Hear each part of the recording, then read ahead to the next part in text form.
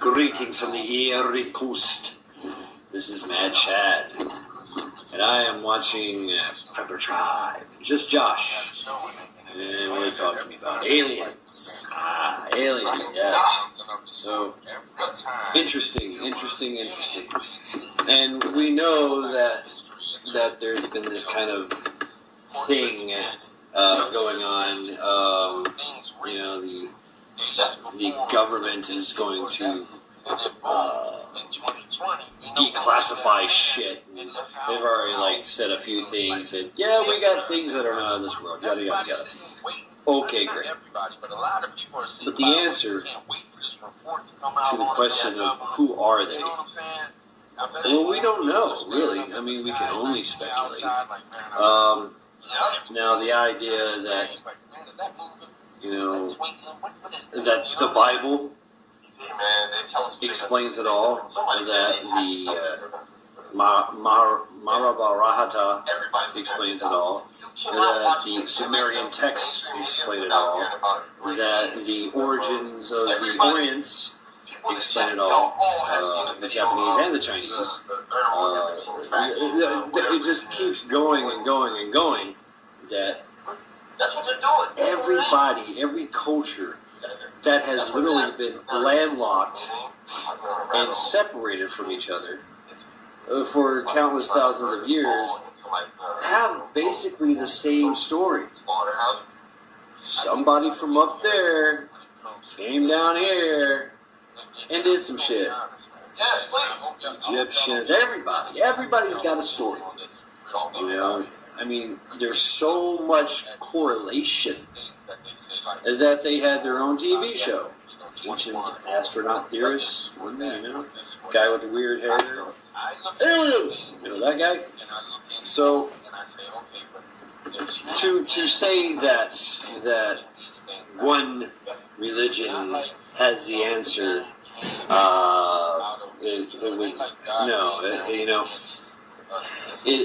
what it actually is, what we're actually looking at is many stories about one thing.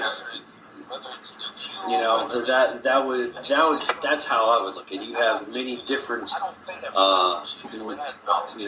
perspectives of what happens.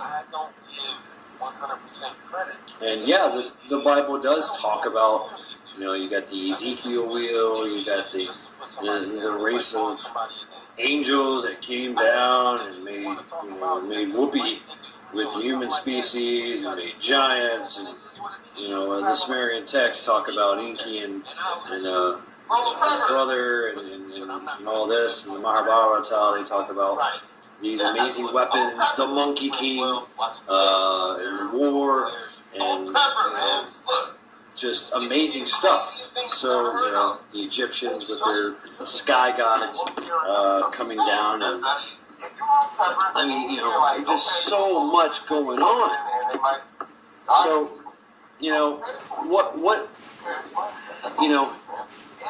how do you get ready for the unknown to be known? We can only speculate at this time.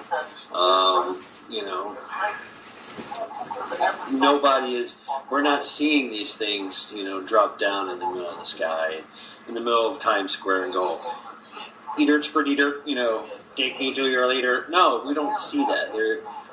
We've made movies, countless movies, going all the way back from the 20s. One of the first movies was about a spaceship flying around. I mean, we have stories of the Wild Wild West where a spaceship crash landed, and the inhabitants were the people of the town buried them, gave them a funeral. And, sorry for your luck, buddy. I mean, Roswell, New Mexico. The story is that we shot them down, somehow. And we can only speculate, really. I mean, to tell you the truth, we can only speculate. But that's where the fun is, right? That's where the fun is. And we've talked about this before, Gene Roddenberry, maybe that Excuse me. That's my bedtime. 10:30. Yeah. Let's get this timestamp here. Yep. Okay, good. But that we're not ready, or we're not worthy for the alliance, the universal alliance.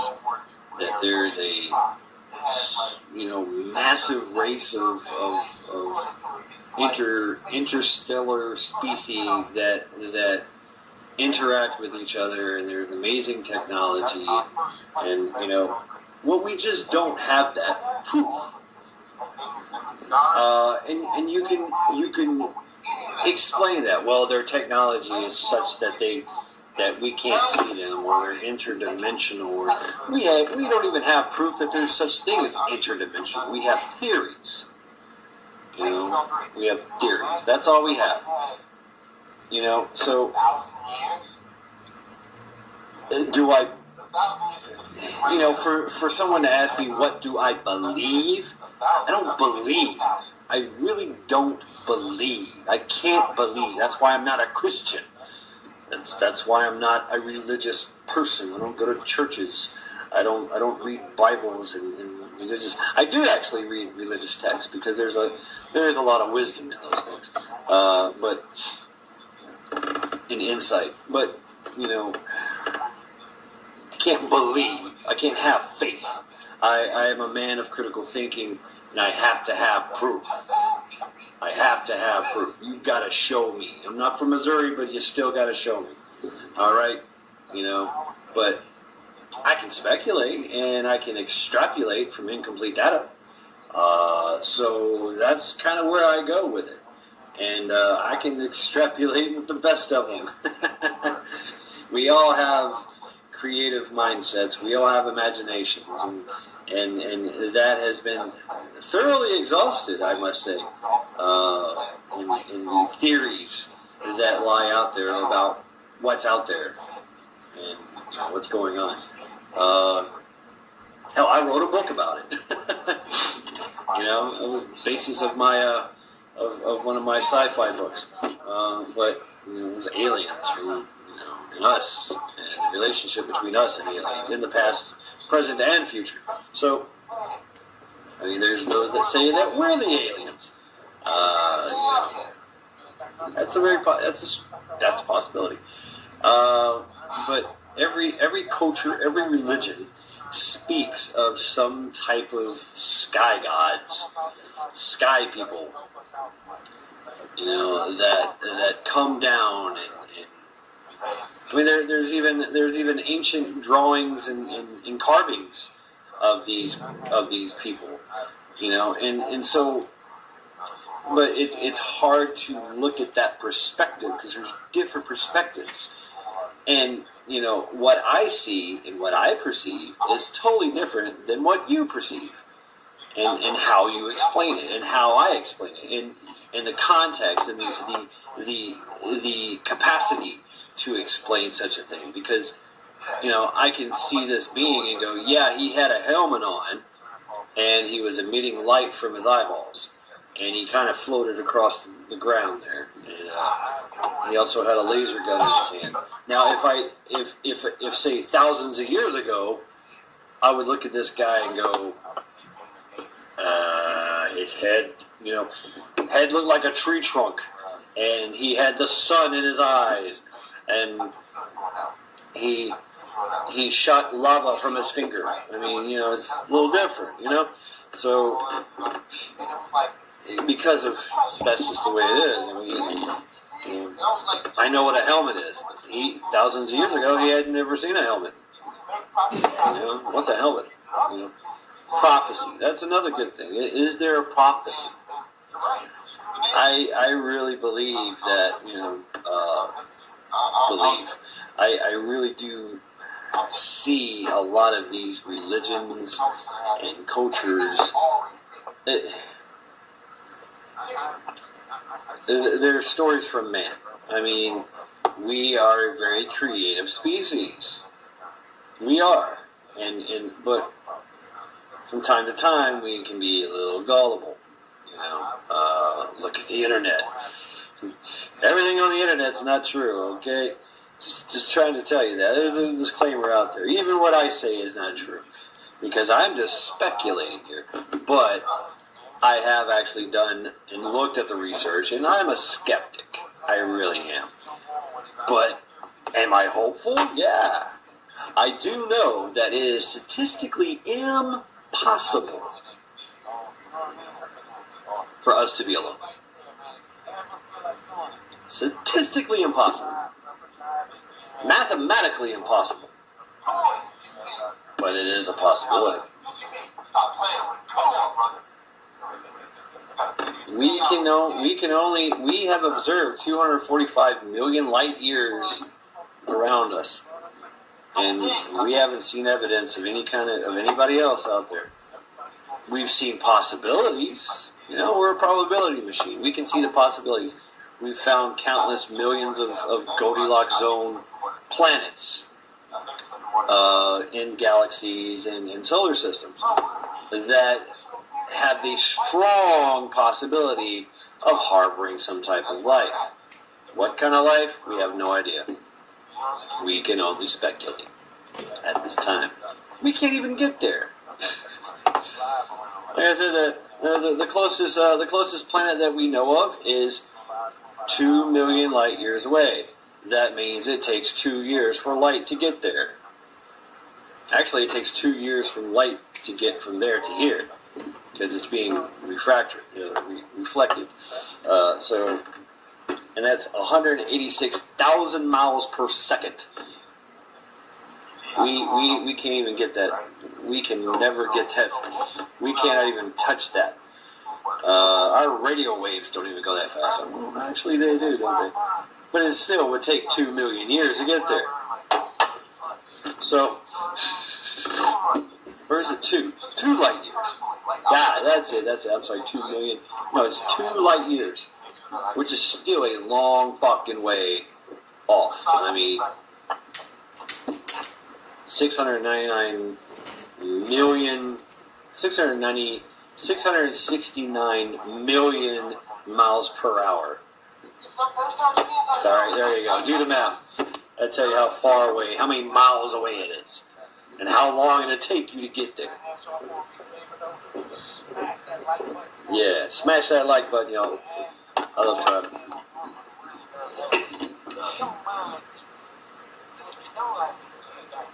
Yeah, smash it. But I cannot say, and I can't look at the thing of aliens through the lenses of, say, Christianity, or any other kind of religion or culture. Christianity, oh my God, they're demons. Well, the word demon and the concept of demon came about through Christianity, and it is a Latin word and a Greek word that came from Damien. The word Damien. It means messenger of the gods, messenger of the. It's a messenger, and then of course, through Christianity. If you look into Christianity and the theology of it, you will see that everything was anglicized. I say that because they had to appeal to the pagans. So that's why we have a Christmas tree. That's why we have the Easter bunny. Okay, it's a mixture of pagan rituals and religions to appeal to pagans, to sell them Christianity. And everybody's done it, in every culture and every, it's just a mixture of all the religions and cultures to get other religions. It's a conquest, a mental conquest, a spiritual conquest, whatever. But I'm more inclined to agree with the Buddhist philosophies, because it's not a religion; it's a philosophy. But it has its own dogma too. But that's neither here nor there. Whatever. I've never met God or Jesus or or any of that. And yes, I've been baptized and I've been saved and I've studied the Bible, and I grew up in a Baptist and in Pentecostal, and I've done all that, and still yet I'm left with that I just can't. So that's just who I am. That's what I am. I'm not even a Viking with a Asair. I don't believe in that either. It's interesting stories, and that's part of my ancestral heritage, if you will, and my culture, which is beautiful poetry, by the way, beautiful writings, beautiful stories. Embellished? Oh yeah. Oh, absolutely. You better believe it. But it's still very dear to my heart.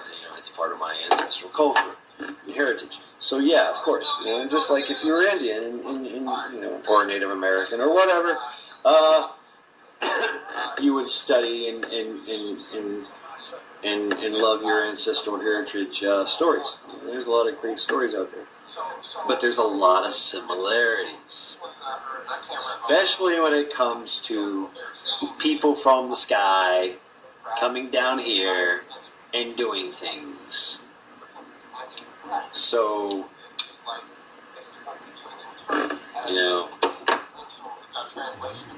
there's something there. It's lost in antiquities. Yeah, absolutely. Will we ever find out the truth? I mean, that's what we do. We like to seek the truth, don't we? Oftentimes we make up our own truth. So I think it's very important to not be pulled from one side or the other. And you can call me a heretic. You can call me no. I'm a man of reason in a mad world. Even with my mad mind as well. So I have to look at it objectively. I have to step back and have no belief, have no sway, have nothing pulling at me going, well, this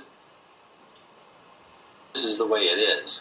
No, I have to look at it as it is. Just like a car. Sorry for the glitches. What happens when you buy a car? When you buy a brand new car from the dealership, you assume that motherfucker came out of the factory and it's got 5 miles on it, brand spanking new, it's going to last you for a long ass time, nothing's ever going to go wrong with it. Sometimes you get a lemon. That happens. But if you go to a used car lot, guess what? You buy a car as is. This car has a history. This car is 20, 30 years old. 5, 10 years old. This car's been in a couple wrecks. It's had things replaced. A lot of the parts in it are not the original parts. This thing has been places that you've never been. And you have to buy it as is. You have to look at it and inspect it and check it out and make your own assumption that this thing is going to last you for X amount of time. And that, okay, this is, something's wrong with this portion, the transmission, so later on down the road, I'm probably going to have to replace that. The tires look kind of worn. I'm going to have to replace them. The brakes are bad. The air conditioning doesn't work. You have to look at it as is. I cannot walk into a used car lot and go, oh, I assume that you're going to give me a car that works. Because this car is going to last me 10 years, isn't it? That's guaranteed. No. Now, some might give you that guarantee. Oh, yeah, we'll sell you a guarantee. Whatever. But it's still, you're getting a used car as is. That's how I look at it. And that's how I inspect it. And that's how I dissect it. And yes, I said dissect. And you have to. You have to be able to look at it and go, all right, this is what's up. This car's been around the block a while. It's got 30,000 miles on it. It's got some bad tires, bad brakes. It's got a crack in the windshield. It smells like ass. It smells like chicken and pot in here, and stale beer. Well, okay. I wonder if this thing's been wrecked before. I look underneath, and there's a crack in the freaking in the frame. Oh, okay. Well, there it is. Yeah. I don't want this car. So that gives me a storyline. I still don't know the complete story, but I know it's not the car for me. So, aliens. We have the countless movies and stories and books that have been written on it. That tells you exactly what kind of possibilities there could be.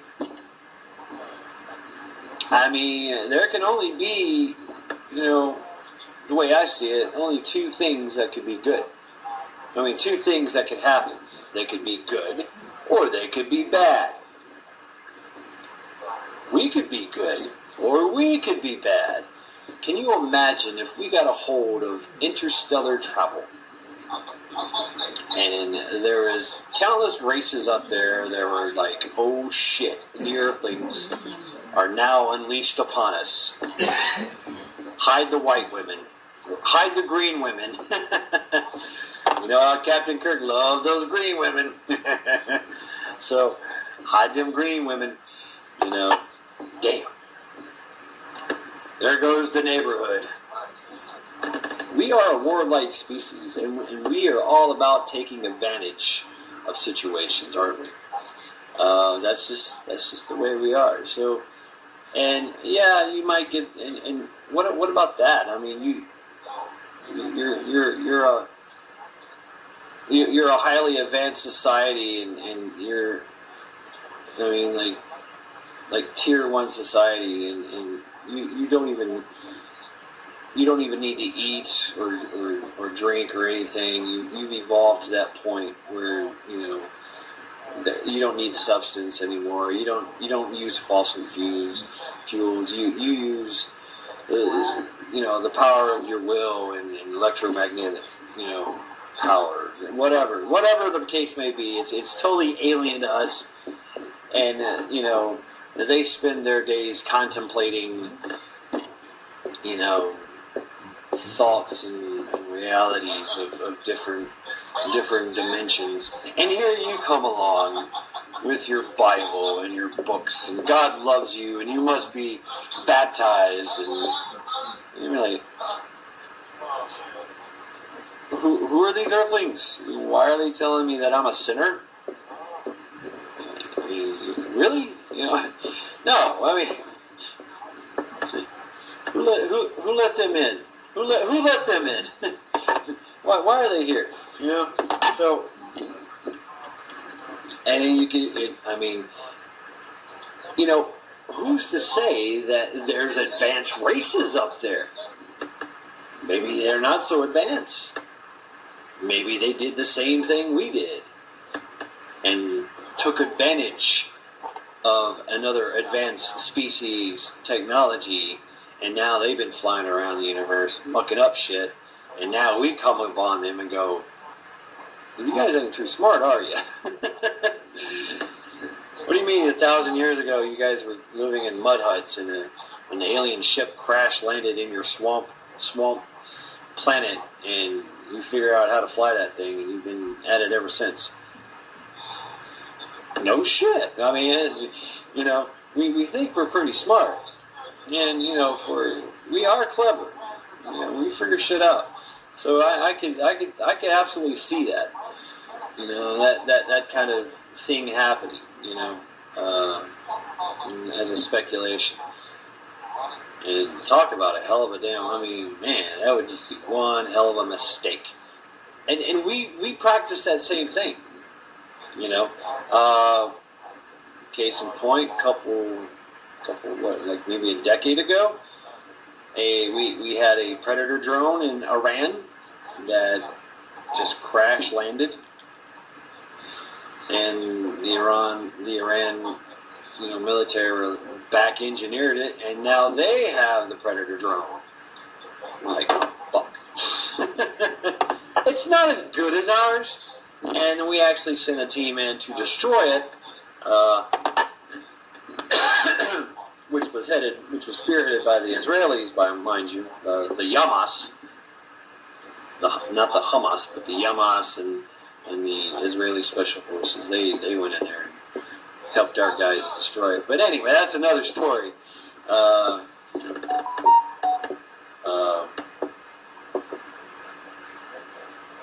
But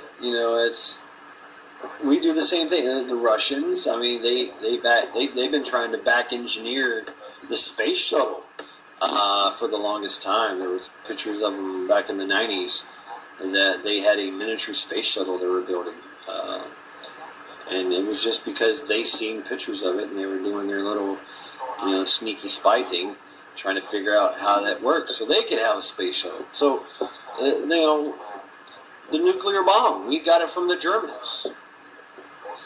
Nazi Germany. We grabbed those scientists, and the Russians did too. So, boom, there you go, nuclear war. And so, yeah, it's thoroughly possible that could happen, and that it maybe happened here. Roswell, Mexico, and all that. There's that guy that swears up and down that he worked for them, and these spacecraft that we're seeing flying around are actually ours, that we back engineered and made, and we've been playing with them ever since. That's a possibility. That's a possibility.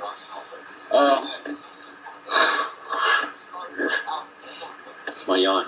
It's my yawn suppressor. My yawn suppressor. Yeah. But, we're not going to know until we know. Until there is irrefutable evidence placed in our lap that, yeah, there's interstellar travel. But right now, the physics that's involved is absolutely amazing. Damn. I mean, the possibility, for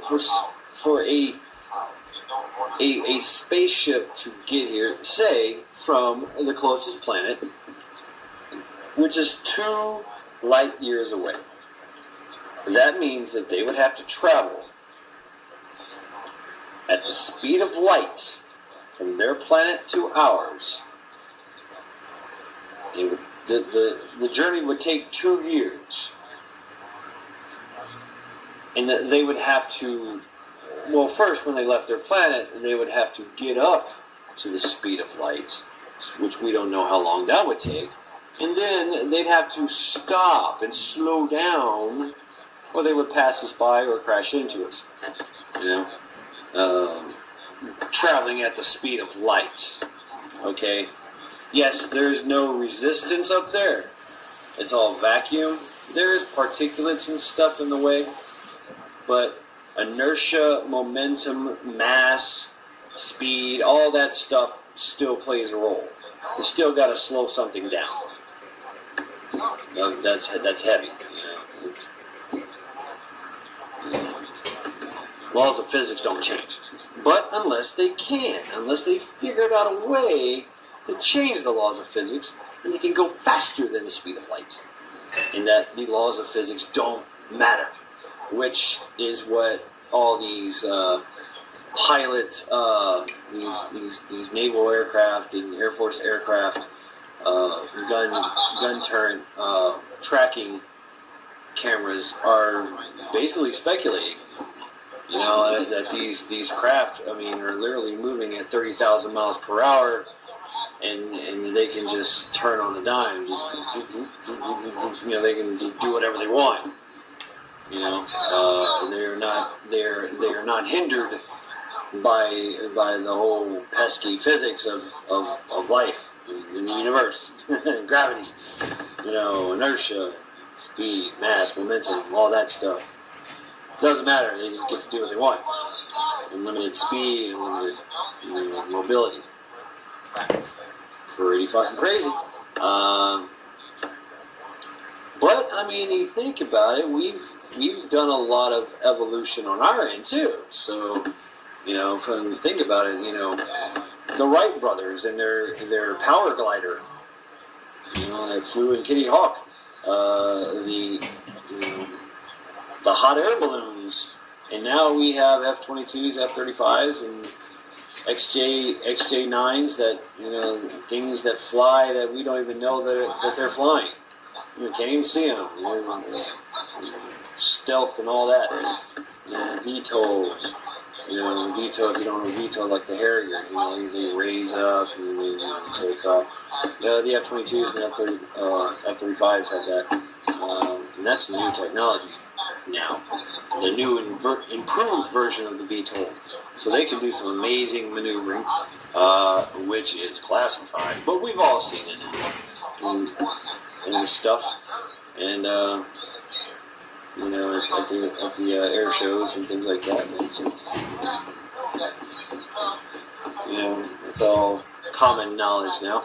And there's other stuff we have that, it's conventional, weaponry, aircraft that can do amazing things. Oh, the Russians and the Ukrainians got that helicopter, the Zaza, or whatever the fuck it's called, but, it's highly maneuverable. It's crazy, and they've had it for, decades. So, we've got the Apache, we've got the Cobra. So, helicopters, talk about that. They're highly maneuverable. Kind of slow, but highly maneuverable. We've got pulse jets, ramjets. We've sent rockets. We've sent space shuttles outside of our solar system. We've flung. Voyager is still going. It's already past our solar system now. It's taking pictures and moving right along there. It's not powered or anything, so I think it's moving at like 50,000 miles per hour. It's pretty fucking fast. Still not the speed of light, but yeah, and we figured out how to make speed of light stuff. We can have, like they're talking about a wafer thin, small, weightless, nearly weightless thing made out of graphene that we can propel using solar. What do they call it? A solar sail, and then also they have a gatherer that gathers some kind of ions and then shoots these ions out after it breaks them down and shoots them out the back end and propels this thing to the speed of light. But we still have that idea that Einstein talks about it. That whole thing.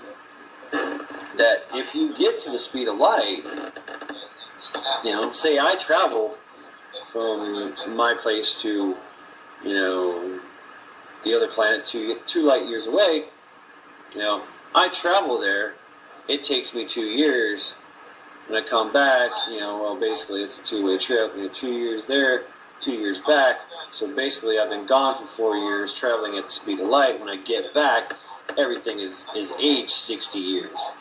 How does that work? Theory of relativity and all that crap. So, you're like, what? What do you mean? Oh, damn. So I was moving at the speed of light. Everything else was moving slower, faster. I don't understand how that works. But, once more physics involved. And we keep finding out new physics of things. So, I just don't see it. I really don't. If they're out there, they're keeping a very low profile, I'll tell you that. Or maybe it's all a hoax. Think about that. That's a possibility too. But this is all a bunch of bullshit. Seriously. Seriously.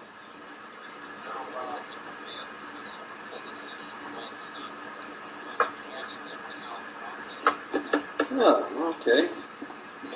On the camera too well, but Jeremy he actually captured the green moss in the wood. Tennessee Tactical. When he did the glazing on it or whatever. Tennessee Tactical 1. See if we can get that right. Makes his own ferro rods, man.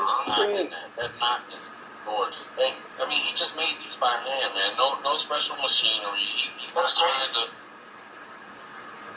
That is cool, man. And he just sent them to me, man. Just. Yeah, good. Of course I'm buffering. Friend, like, yeah, man. I did something. Cool, huh? Yeah, I like those. Good ferro rods. Fire. I mean, we have technology. We use fire. Fire, as just Josh has said, I mean, fire is what made us, brought us into the combustible engine, into the turbine, and so on and so forth. Thrust.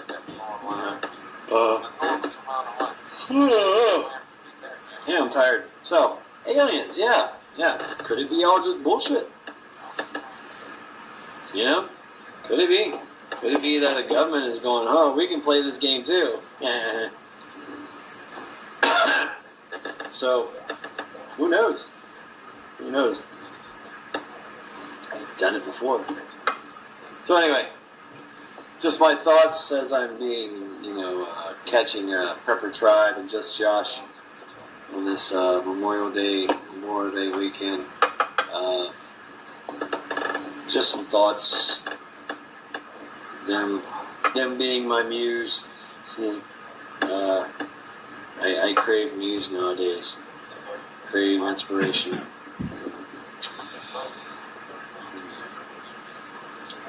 But yeah. So this is Mad Shad, encouraging you all to continue to train, and continue to think. Seriously.